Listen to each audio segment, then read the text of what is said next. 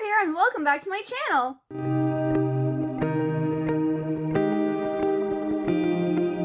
This reading vlog is going to be my spoiler-filled reading vlog for the March Happily Ever After's book club pick, which is Daughter of the Moon Goddess by Sue Lynn Tan. I'm so excited for this book. I haven't heard of anyone reading this yet, but I know, anyone's thoughts. I've seen, in other vlogs and things that people have been reading this, but I haven't heard any thoughts yet, yay, nay, eh. I'm excited to find out what I'm going to think of it. This is interesting because this is also this is February's Fairy Loot Book of the Month. And this is actually an adult book. Because, I remember seeing somewhere that it was an adult book, and then when I went to Barnes & Noble on Monday, it was in, the fantasy section, the adult fantasy. It wasn't in the YA section. So I found that kind of interesting. I think I will like it, though. It is blurred by Stephanie Garber. She said, a breathtaking debut novel. And this is the first of a duology, I believe. I'm excited. This is with acknowledgments, it's 501 pages. I'd like to say I'd like to finish it today, but I probably won't be able to finish it until tomorrow. I am on vacation right now, or I should say I'm on a staycation. I do have some things that I don't have anything else to do today, really. I already did what I need to do today, and I think it is 4:06, so it's 4:06, and I have the rest of the evening. I don't really have anything to do today, and then I have, all day tomorrow until I have a chiropractor appointment at 4:45, and then I'm going to get help with my state taxes because I couldn't do them on TurboTax because I needed some weird form that I don't know why I need or how to fill it out, and TurboTax won't let me skip it or anything. So I need someone's help. I have to do that tomorrow, but who knows, maybe I can finish it before then because, that's technically the evening when I have things to do. So yeah, I will check in with you periodically. I will give you my thoughts, my theories. If I think something's going to get really good, I might film myself reading it. But let's get into this book. Actually, I should also mention what this book is about, shouldn't I? I'm just so excited to read the book. Okay. So Daughter of the Moon Goddess is a retelling of the story of Chang-e. And it's about this girl named Xing. She ends up in the Celestial Kingdom where she meets this prince, I believe. And I think there's supposed to be some romance between her and the prince. And then she has to go and save her mother. It says, the little quick blurb of it says, an enthralling debut fantasy inspired by the legend of Chang-e, the Chinese moon goddess, in which a young woman's quest to free her mother sets her on a dangerous path and pits her against the most powerful immortal in the realm. Ooh. Okay, I'm just gonna start reading because I need to know. Alright, bye. Alright, everyone. So, I just finished chapter 9, which puts me at page 129. So, I'm on page 129, which is pretty good. It's currently 10:31 at night. So, I definitely won't be able to finish this tonight, but I might be able to get halfway through the book. So far, our main character is Xing, and she's been living on the moon with her mother, who is the moon goddess. There's these lights that Xing is told that she's not supposed to touch or go after. Well, she ends up doing this, and then the Celestial Empress shows up, and she sneaks to hear what the Celestial Empress and her mom are talking about, and finds out that her mom is actually a prisoner of the Celestial Majesties because her dad is this famous archer who shot down these 10 sunbirds who were apparently the siblings of the Celestial Empress, and he was gifted a bottle or a potion of immortality by the Celestial Emperor, and her dad decided not to drink it.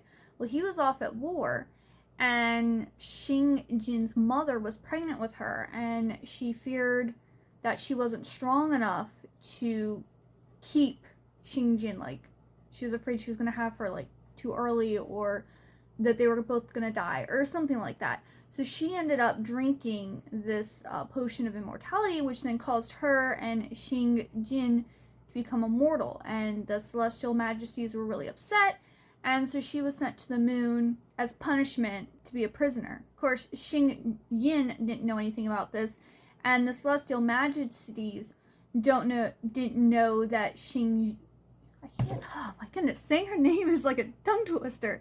Xing Yin's, like, they didn't know that she existed. So when she reached out to this magic that she didn't know was hers, the Celestial Empress sensed it and came and was just like, to Chang-e, she's like, are you hiding someone here? Is there someone here that's not supposed to be here? You know, we're gonna come back and figure out what's going on. So I guess their attendant, I don't know if she's like a nanny or servant, what she is, named Chang-e, is going to take Xingyin to her family in the human world.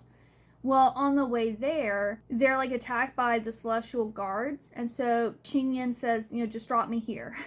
And it's over the Celestial Kingdom. She ends up in the Celestial Kingdom, and she gets a position at the Lotus Mansion, I believe is what it was called.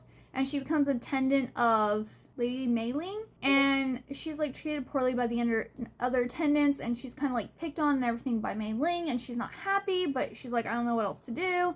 You know, I want to go back and save my mom, but I can't do that right now. One day, the like head attendant spills ink onto Mei Ling's like favorite coat or cloak or something like that, and Mei Ling wants to wear it. Well, Xing Yin takes a while to get it, so Mei Ling comes after her to find out what's going on and sees the ink stain on it, and of course blames Xing Jin, and of course there's like a little like kerfuffle, but then Xing Yin ends up going and like is trying to clean it in like the river, and this guy shows up and he asks what she's doing, and you know, she's kind of a little snarky with him, and you know, they don't get off on the best foot, but he seems amused. Well, then Mei Ling again comes to find out what's taking Xing Yin so long, and then she realizes that the guy there is the prince, and so she's like, oh, bowing to him, and then her dad shows up, he's bowing to him. Well, we find out that the prince is holding a competition for a companion, and he was going to let anyone apply, but his parents are like, no, they either have to be from a like royal family or they have to be sponsored by a royal family. The prince, because of the way that Mei Ling was treating Xing Yin, he's like, Mei Ling is no longer able to be in the competition. I don't want that type of person for a companion. And apparently this is like really shameful or whatever. Xing Yin is like, aha, I have an idea. So she's like, oh, please don't, you know, kick her out of the competition, but let me let me compete too. And so the royal, you know, Mei Ling's dad agrees to it, the prince agrees to it, everything's great. So they have this competition, and the first one is to make tea. The second one is to do some type of poetry. Xing Yin wins the first round, even though her tea doesn't taste good. The prince pretends that it is. And then another girl wins the second one. So the final competition is between them two, and they both have to play instruments. And they both do great. Xing Yin ends up winning, and the Celestial Empress really isn't happy with that because, like, she's a nobody. She was, you know, a ladies' attendant. Where this other girl who was in the final round is, you know, from a royal family, you know, good connections, good ties. So the Celestial Empress doesn't like Xing Yin. Well, she ends up becoming the companion of the prince, and because she doesn't really have anywhere to go, she ends up having to also be the prince's attendant, because if it was one of the royal kids that had won, they were gonna like travel every day to the palace, whereas she has to live there now, so she kind of has to like earn her keep, pretty much.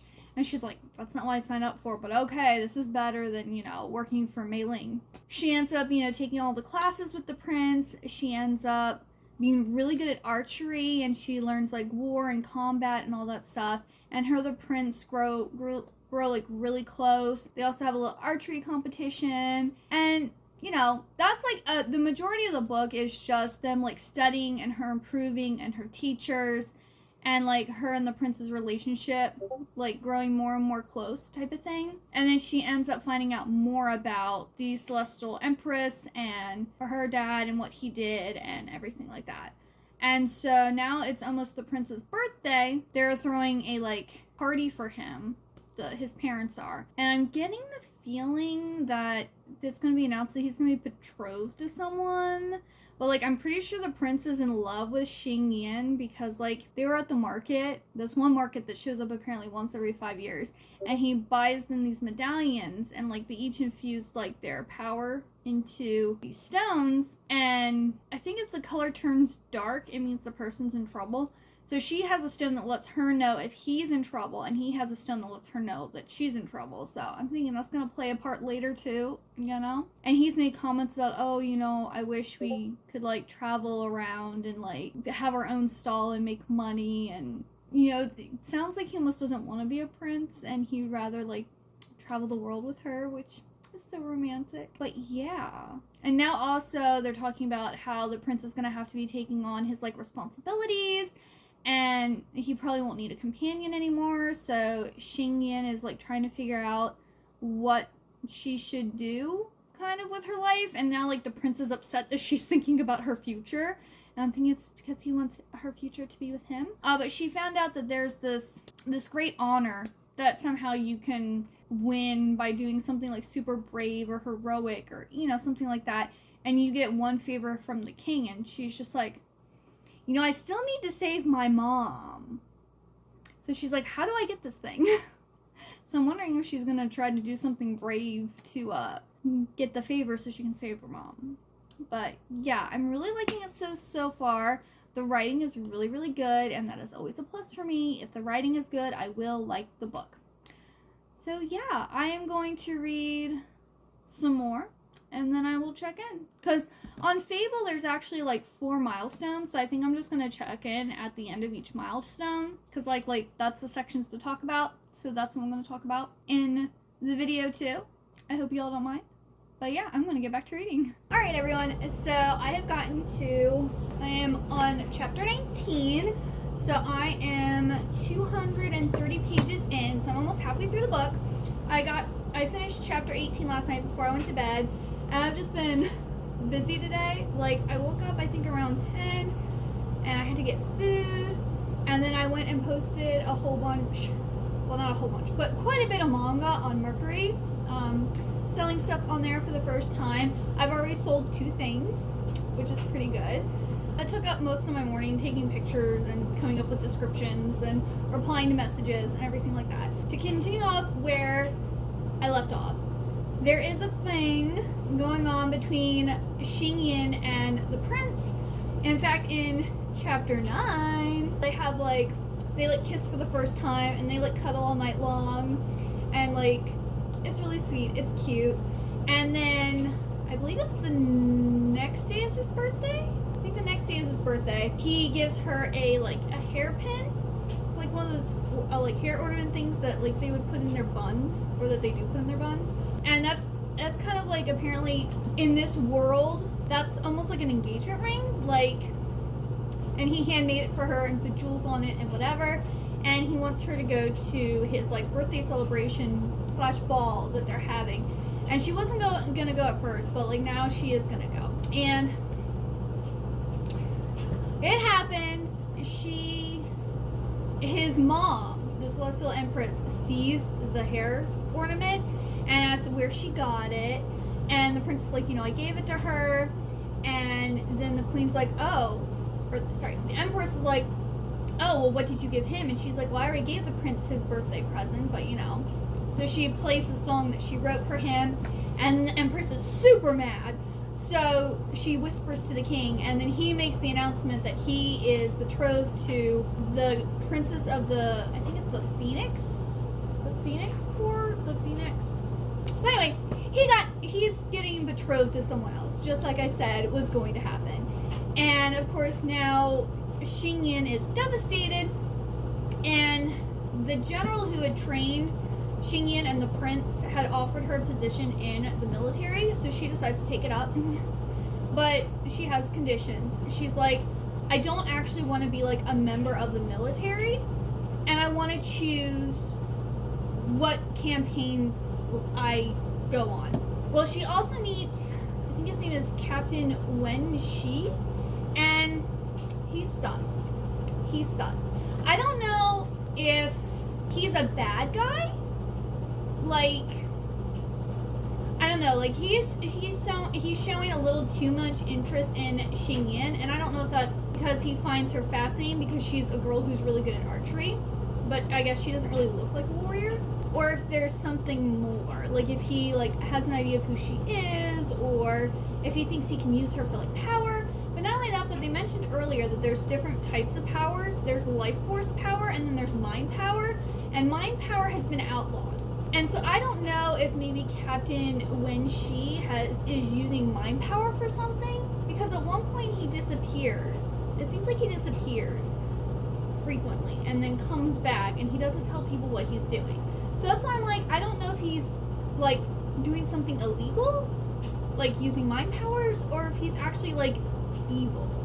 I don't know. She's been going on campaigns with him. Like her first campaign with him was to kill this monster called chang-e, which is like this serpent that I think had 9 heads, and they had to like shoot it in the eye, but like the eye only opened at certain times, and there was like all these contingencies, and it was like a really powerful, it's basically like a boss level monster from a video game. It didn't start off well, but it ended well. People are like gossiping now that there's something going on between Captain Weiji and Xingyan, because he's like showing her favor and like going to visit her room and like training her specially and all this stuff. That's kind of where we're at. The prince is still in love with Xingyan, and he didn't want to get betrothed, and he said, you know, they're not getting married for several years, so things might change by then. But Xingyan is just like, kind of like, I'm done with you. I'm done with you. And then she also found this bow that apparently shoots skyfire, I think is what it's called. But Captain Wei Jing said that she has to hold on to it and not tell anyone she has it until he can find out more about it. But it seems to like her, because like when she was holding it, it was fine, and then Captain Wing, she held it and it like jumped back to her. So it likes her for some reason. But yeah, so drama going down, fighting is going down, and I don't know what's going on with this Captain Wenxin guy, but we're gonna find out, and I will check in again once I get to, I don't know, the next portion of chapters that I need to read. I am hoping to finish this today. I was going to be reading this earlier today, but then I got sidetracked posting stuff on Mercury. So that didn't happen. But hopefully I can finish this today. Yes, that's the plan. So I will check in with you later. Alrighty. So, book is getting really good. So I just finished chapter 27 and I'm on page 344. So I have like 156 pages left, something like that. Wow, a lot has happened. So Xingyan goes with Captain Wenzi to the Eastern Sea because the Mer people are like attacking the immortals that live there, and they're being led by this General Renyu. So when they first arrive, Xingyan and the Celestial Army arrive. The Mer people attack, and they reveal that they're trying to kidnap the king's youngest son. They defeat them, and they come up with a plan to kind of trick General Renyu into like coming onto land to try to kidnap the prince, and then they can defeat him. Well, Xingyan is going to pretend to be the young prince's governess and protect him. And so they go out to the beach and they come up with this whole like scenario that they're taking him to the Celestial Kingdom. So they're out playing in the water, and then General Renyu and all the Mer people come and like attack, and she like flees to the tent, and they sneak the prince out through the back, and she stays pretending that the prince is asleep in his bed. And so then General Renyu shows up, and he gets mad, and he puts like poison darts into her and attacks her. She also discovers that he has this talisman that he can use to control people's minds, and that's how he's been convincing the Mer people to follow him with his lies, is by using this talisman. Captain Wen-ji then shows up and like they're fighting and she gets like the last of her strength out to like destroy the pendant, and then Wen-ji is able to kill him. Everything's great. They free the mer people. So then she goes back and her and Li Wei kind of have like another like moment, and he basically lets her know that he still loves her and that he's not like agreeing to the betrothal because he's in love with the other girl. But then Captain Wang Shi is like, so I'm going back home and I want you to come with me and I want you to spend your life with me. Wink wink. So he basically proposes to her, and then the girl that's betrothed to the prince is kidnapped.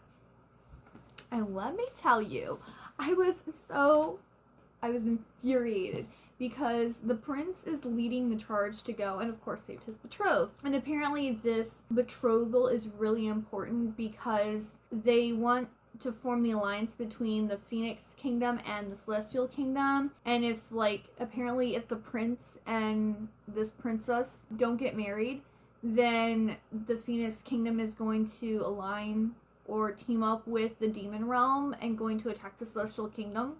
I don't know why marriage stops that. Like, oh. So Prince Li Wei is going to get like a special group together to go and rescue the princess. And he asks Xing Yin to accompany him to go and save her. And he goes, I know I'm asking a lot of you. Really? You're asking the girl who loves you and that you actually love to go and save your betrothed? What? I was like, no shit, you're asking something, you know, tough of her. Like, the gall is all I'm going to say. So, reluctantly, she agrees, and they go to this, like an enchanted forest or something like that. Again, I'm really bad with names. And apparently this very powerful immortal named, what was her name?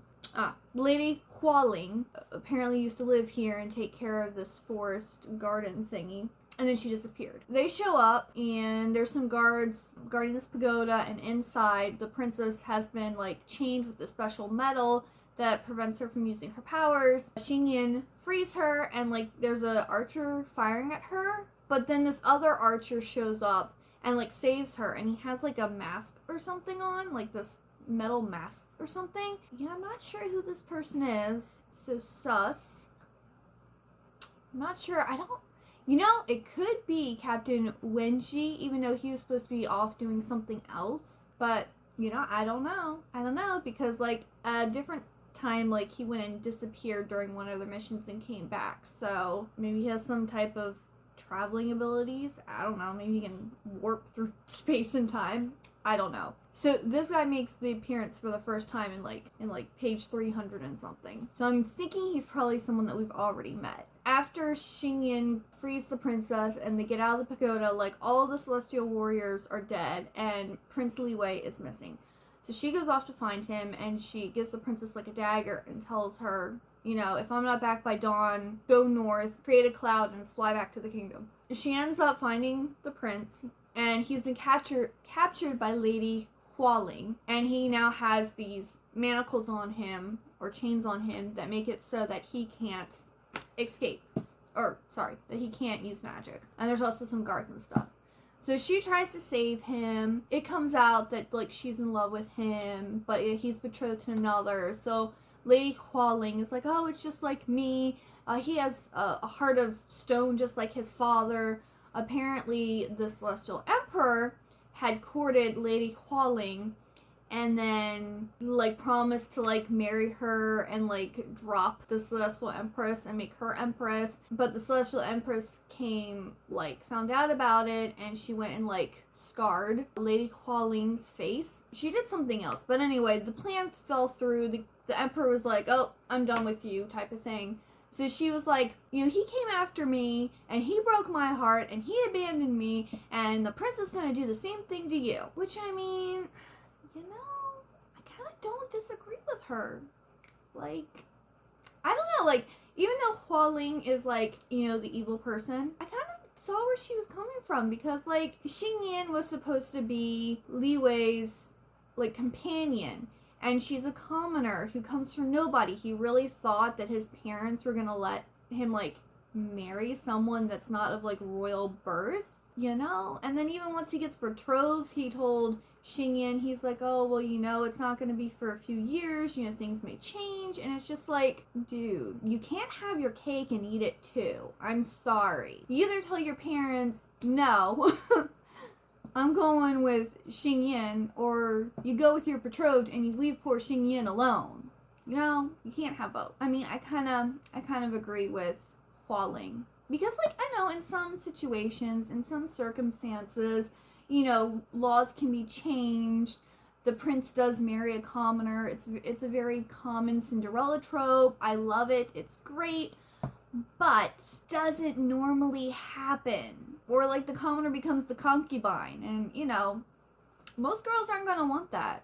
Like, I don't want to be your side dish. I want to be the main course. You know what I'm saying? Not that women should be compared to food, but you know what I'm saying. I could also say I don't want to be your beta when I could be your alpha. You know, whatever.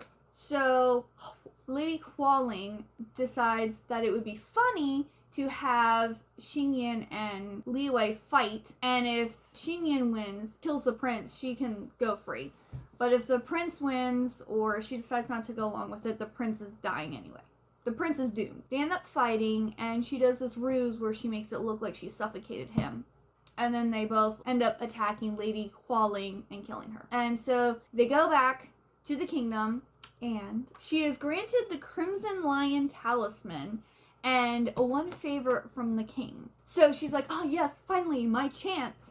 So she asks for her mother to be released from her prison. And of course, everyone's like, what? If she's your mother, who's your, you know, first they were like, who's your mother? And she's like, you know, Chang-e, the moon goddess. And everyone's like, and they're like, well, if she's your mother, then who's your father? And she's like, the archer Huayu?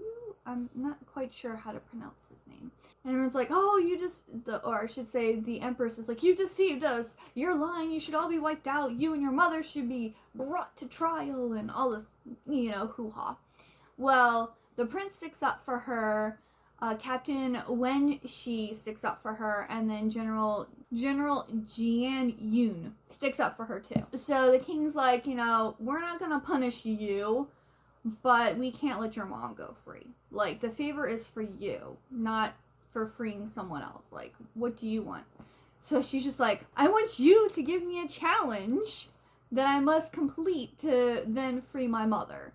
So the emperor is intrigued by this, and he's giving her the task to go to the human realm where the dragons were exiled to bring back their pearls. So that's where it ended. She is now going to have to go to the mortal realm and get these pearls. And I'm thinking, because there's only like a little over 100 pages left, I don't think she's going to be able to get all the pearls and release her mother in that time, especially with like there's 4 dragons, plus she has to like go to the human realm and then find them, and like that just seems like a lot to happen in 160 some pages. So I'm not sure where this, because I believe this is supposed to be a duology, so it would make, since the point is to save her mother, it would make sense if like that's like the ending. I don't know, I could be wrong. Maybe she will free her mother at the end, and then like something else will like happen that will propel us into the next book. I'm not really sure, but that just feels like a lot to happen in 160 some pages. I could be wrong. A lot has happened in the book, but it hasn't at the same time. And unless she really rushes through her going and getting these pearls, because she's been giving the king's seal, like the king has sent her to get these pearls. I mean, one of the dragons might give her their pearl and be like, okay, I don't feel like fighting, here's my pearl. But I feel like she's going to have to be fighting most, if not all, of the dragons, and I wouldn't think those would be easy battles. So, you know, I don't know if she's going to go alone, if other people are going to come with her, if anyone's going to die, like, I don't know. But yes, I'm going to get back to this, and I will check in with my final thoughts and what happens once I finish it. Alright, so I haven't finished the book, but stuff is happening. Oh my goodness. We last left off where Xingyin is supposed to go and get the pearls from the 4 dragons that were imprisoned on Earth, or in the mortal realm, whatever you want to call it. Li Wei and Wen Shi both agree to go with her, or they tell her that they're going with her to help her with this task. So they go and they visit the Long Dragon, and he reveals to her that the pearls contain the dragon's essence. If someone has their pearls, they're basically that person's slave. So it's kind of like a genie with a lamp type of thing, only without wishes. But the dragons are peaceful, and if you have their pearls and you use the dragons for war and killing and bad things, that the dragons will die. They see that she has that special bow. What's it called? What's the bow called? Yes, the jade dragon bow that does the sky fire or whatever. So she uses that and shoots something off into the sky, and the Long Dragon is like, oh, so you're the where did you get that? How did you find it? And then when she was like, oh, it chose her. And so the Long Dragon was like, well, give me the seal. I'll go and release the other dragons, and we'll come back and we'll let you know our decision. So he frees them and comes back, which I will say that part about getting the pearls from the dragons was a little too easy, because I was like, there's no way she can defeat 4 dragons in 160 some pages. No. They go to one, he goes and retrieves all the other dragons, and then they talk. They tell her that no, they will not give the pearls to the emperor. They can't be used for war and stuff because they'll die. But the previous owner of that bow, they had given their pearls to, and I guess he was like, I'm not really sure who, they didn't say yet who the person was. I don't know if they're going to say. It was some powerful immortal who, I guess they agreed with his, whatever he was doing. And he came back and returned the pearls to them. So they made a promise that they would also serve the predecessor of that person. And since the bow chose her, she is his predecessor. So they're like, we can give you our pearls, but you can't use it for bad things, pretty much. And she's like, well, can you free my mother? And they're like, no, we can't, because, even though she was wrongly imprisoned, she is a member of the Celestial Kingdom, and therefore she falls under the rule of the Celestial Emperor. And if we went and freed her, that would start a war, and we can't do that. So she decides to take the pearls. So she takes the pearls, and next thing you know, someone knocks her out. I was right. When he was sus. He was sus! Oh my goodness. So she wakes up, and she has the chains on her that make it so she can't use her power. And she's in this palace, and she doesn't know what's going on. And then when she shows up, and we find out that he is the prince of the demon realm. So not only, one, does he use the mind force or mind magic, like I thought he might. 2, he was the guy with the metal mask on there in the enchanted forest who shot at her. And 3, he's from the demon realm. What? So okay, I knew he was sus, but I didn't know why he was sus or what his plan was, but I knew.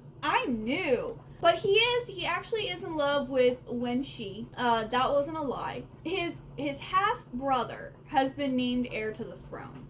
And Wen Shi made a deal with his father that if he could get the pearls from the dragon, that he would then be made heir.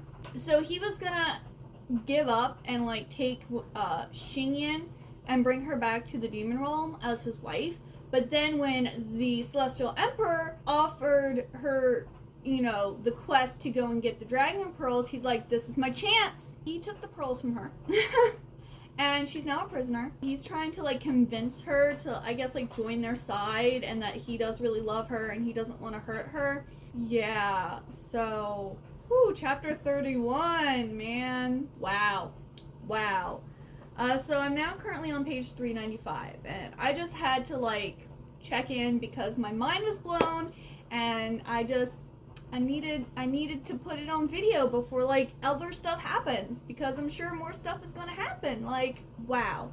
I'm actually thinking this book might lean to a 4.5 star because it's really good. I don't think it's going to be a new favorite, so I don't think it's going to get 5 stars, but it's like on par with like Iron Widow, and Iron Widow was like really good, but I was just like, it's not my favorite. You know what I'm saying? 5 stars are new favorites. I think the books are absolutely amazing, immaculate. I really can't find anything to critique them about. Where this one, I have some things to critique about. It's still really good. So, I'm thinking this is going to be 4.5. Like, it's almost a favorite, but it's not quite going to make it. Yeah, I have, 107 pages to go? So, I might check back in before then. Depends on what's revealed, what happens. Or I might check in again after it's all over and done with. But we will see. But it's getting good. Really good. Woo! Wow. I finished Daughter of the Moon Goddess by Sue Lynn Tan, and 4.5 stars. This was such a good book. Oh my goodness. Loved it so much. And good news, the second book, Something of the Sun Warrior, I forget what the exact title is called, is coming out in November of this year. At least that's the release date as of now. There's no cover or anything like that. I mean, honestly, this book ended where it could have been left as a standalone. Like, there's a few, like, unresolved things, but it's mainly just relationship stuff. This could have been a standalone, but there is going to be a sequel, which is exciting, and I look forward to reading that in November or December, hopefully. Comment down below if you did really enjoy this book and you would want this for the pick for December. You know, we can make a plan, because I think it's just a duology. I think it's supposed to just be a duology. Yeah, romantic duology. So there's only going to be 2 books in this series. If you read this book and you loved it as much as I did, I can make it the December book that we can read. Even though I almost feel like we should have a Christmassy book for December, but not everyone celebrates Christmas, so I don't know what you all would like.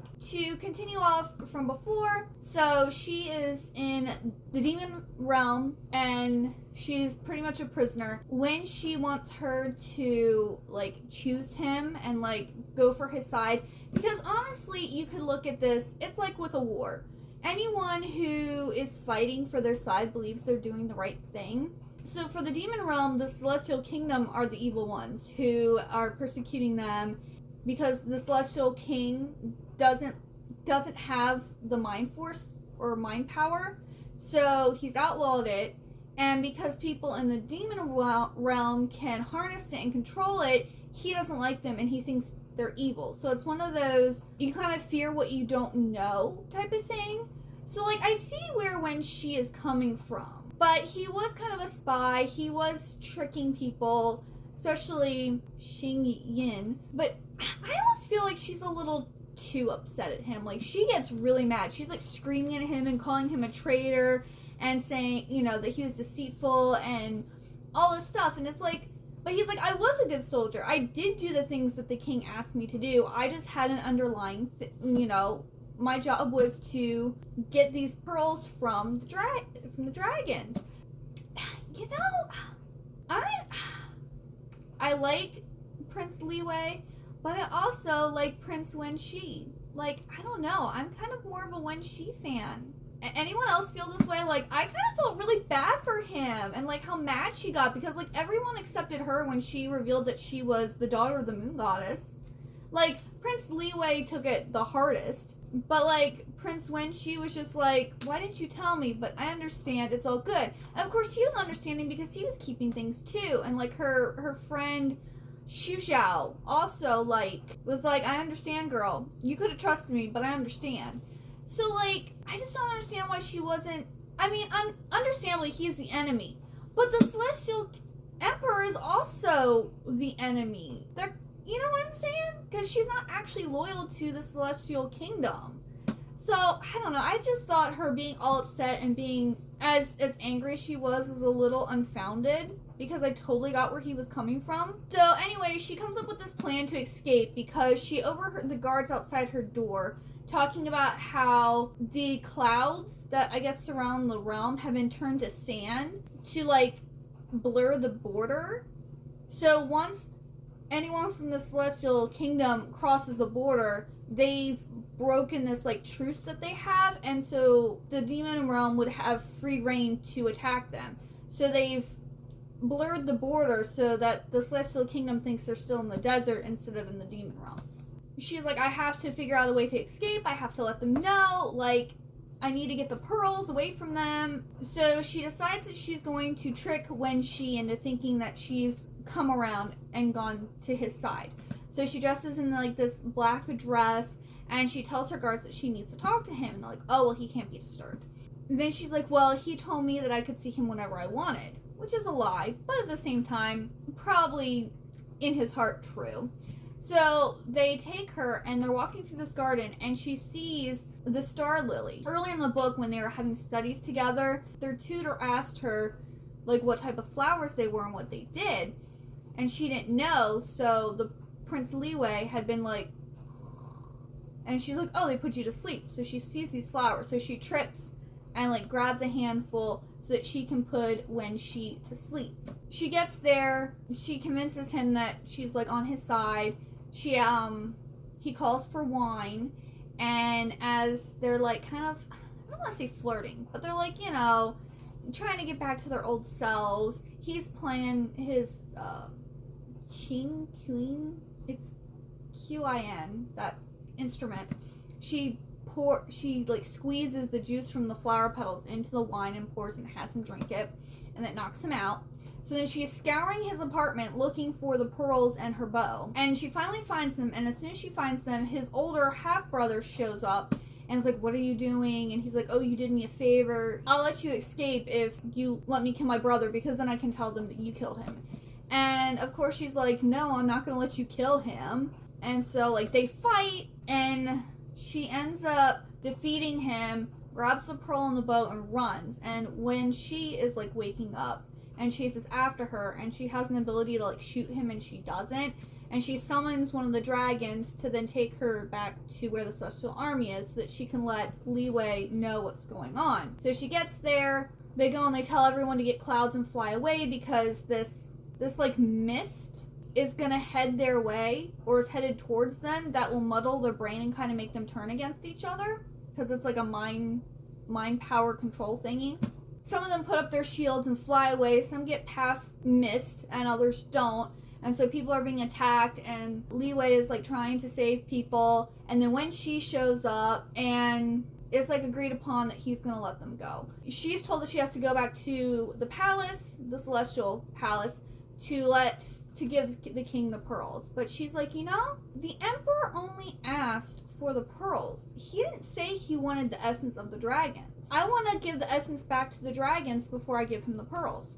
They end up going back to the Eastern Sea, find out how to break this like curse or spell that's on the pearls, give the essence back to the dragons, and then they go back to the Celestial Kingdom, where she then gives the pearls. And of course the emperor's like, you tricked me. And she's like, no, all you asked was for the pearls. That's what I gave you. And they're like, you didn't give the essence back. Where are the real pearls? Da da da. And like Liwei's like, no, I was there. I watched her give the essence back to the dragons. Those are their pearls. She has upheld her end of the deal. So then the king gets angry and shoots her with skyfire, which apparently is like excruciating, the worst pain, and it should have killed her, but it didn't. And so then the king goes to shoot her again, and the prince jumps in front of her. Well, I know, and take a breath. Her amulet that her father was her father's had been fixed by one of the dragons, and it like protected both of them from the second skyfire attack. The prince again was like, we made this decision together. I supported her decision to give the essence of the dragons back. It's wrong for anyone to control that. What if the pearls fell into the hands of the enemy? She made the best decision. No one should have that kind of power. Of course, Minister Wu is like, oh no, she's a traitor. Her and her mother should both be punished. And then General Jian Yun shows up and is like, hey, I just want to let you know, all of the army is out front waiting to hear what you're going to do to her, and we're supporting her. She saved all of us. She came and warned us, and there's not as many dead now because of what she did.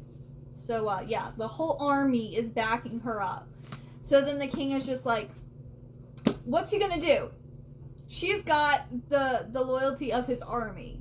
If you get the loyalty of the army, you can take down the king. You know what I'm saying? So he's like, fine, your mother's pardoned, but he's clearly not happy with her. So she's finally able to go back home and see her mother and let her mother know that she's free. The only thing is, because she is the moon goddess, she has to every night make sure that she still turns the lights on for the moon or whatever. I don't know what she does, if it's magic or if there's lamps or, I don't know, but apparently she turns on the lights at night for the moon to glow. So she still has to do that every night. Xingyan lets her mom know that her dad is dead, and she knows where the grave is. Li Wei, her mom, and her all go to her father's grave, and it's like this big monument with his name and like paintings of everything he's done, and it's basically like a shrine to him. Then Li Wei lets Xingyan know that he has asked the princess of the Phoenix Kingdom to drop the betrothal because his heart will never belong to her, and he doesn't feel that's right to like marry her and stay betrothed to her if he can never give her his heart.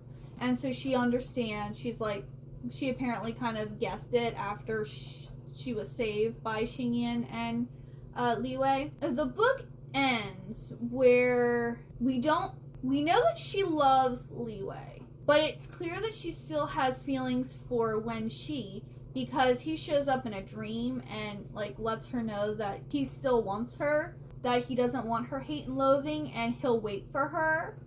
He's gonna wait for her. I'm sorry. I'm a Wenxi fangirl. I'm all for Wenxi. Like, I don't know.